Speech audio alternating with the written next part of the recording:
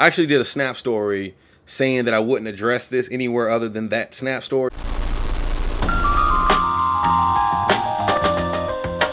Genius Insomniac, it's Bruce, the coolest nerd you know, and I'm back. Sorry I haven't put up a video in about a week. Been a hard week on putting content out. There's no excuses, so we're here today with a few things to talk about. And when I say talk about, I mean I want you to sound off below in the comment section. I want to have a dialogue with you guys. The things that I talk about, you know, I want to hear your feedback. You can disagree, you can agree. It's all good. Let's just make it happen. Like I said, in the comments, on Twitter, all those places, whatever. So jumping right into it. Friday morning. My Friday morning was kind of interesting, and I made a Snap story about what happened Friday morning.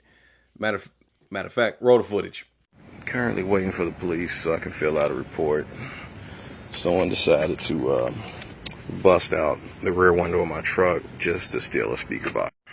I'm not really even that angry, really. I'm more irritated with the inconvenience of having to wait and fill the report out so I can turn it into my insurance company. That's the rare. You know, I hear a lot of birds. I heard chirping this morning, and I know they saw something, but you know they don't really like to snitch. So I'm about to catch one of the raccoons out here, see if they saw something.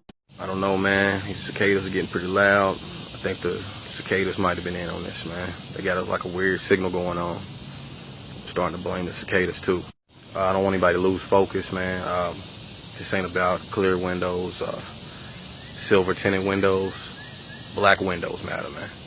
Black. So that's how my Friday morning started. I stayed in good spirits. Like I said in the Snap story, it was more of an inconvenience than anything.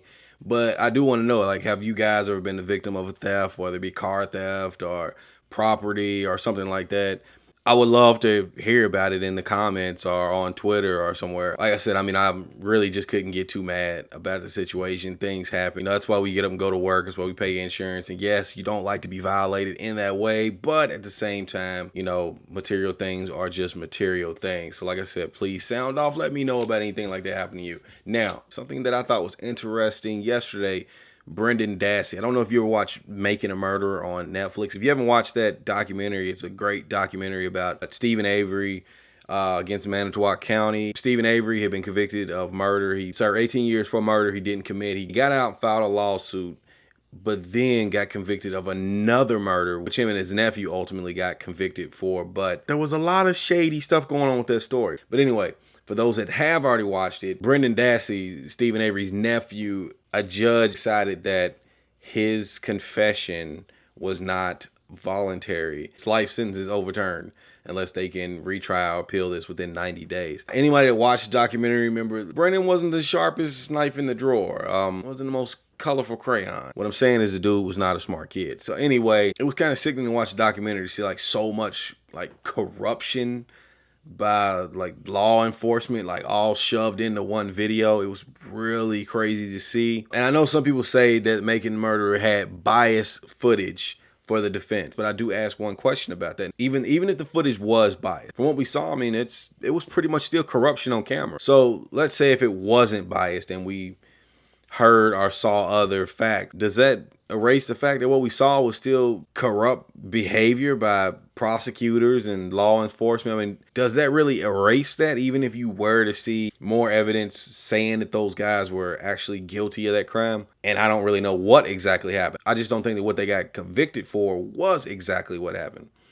But like I said, I want to hear your thoughts on it. I mean, it's great document. If you haven't seen it, the thing will either make you extremely angry pushing for Stephen Avery, or to make you extremely angry thinking people like myself and other people are absolutely crazy. So check it out if you haven't. Making a Murderer. Another season is coming out soon, so drop your feedback on Twitter or down in the comments. I do want to take this time to address my last video. It was a video I did on the analysis of crazy new footage of Korryn Gaines. I actually did a Snap story saying that I wouldn't address this anywhere other than that Snap story, but I am going to go ahead and address it right now. I do want to say that my humor and my opinions are based on my humor and my opinion. If you cannot stomach some of my humor and my opinions, I may not be the person whose video you want to watch, and these videos may not be for you.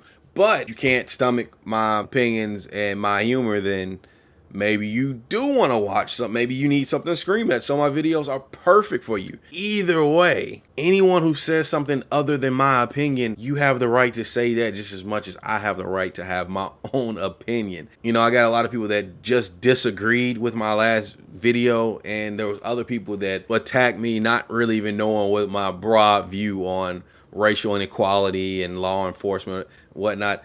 That video was about that particular traffic stop video, in which I still think that the girl was crazy, and it doesn't really speak to my broad view of law enforcement, police brutality, anything like that. I've been a victim of police brutality, so no, I'm not for that, but I also think that some people are crazy as well. And so I'll stand by my opinion when it comes to that. And you have to remember, anything that's put out there in the public space for scrutiny will be scrutinized. So it really comes down to, is everything fair game or is nothing fair game? I mean, some humor is for some people, some humor is not for some people. Like, I'm a dark humor person. I don't mean like Michael Black's in dark humor, but I do try to find light in almost anything that happens around me or happens to me. Same way I could sit and laugh and joke, you know, about, you know, someone breaking into my car. I mean, there's been even more serious issues that happen around me that, hey, you know, only thing you can do is just laugh and move on. A friend of mine that has a huge YouTube channel, Evan Era TV, he always says, laugh at life. That's like his tagline. And it's not just lip service. He lives by that. And I can respect that no matter what happens. I'll still try to find the light at the end of the tunnel,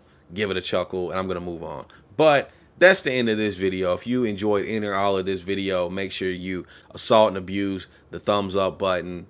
Subscribe if you haven't. There's a lot of people that viewed my last video that, hey man, if you want to keep watching content from me, go ahead and subscribe so you can get updates when I upload new videos. So this is Genius Insomniac 2. Make sure you check out Genius Insomniac, my other channel.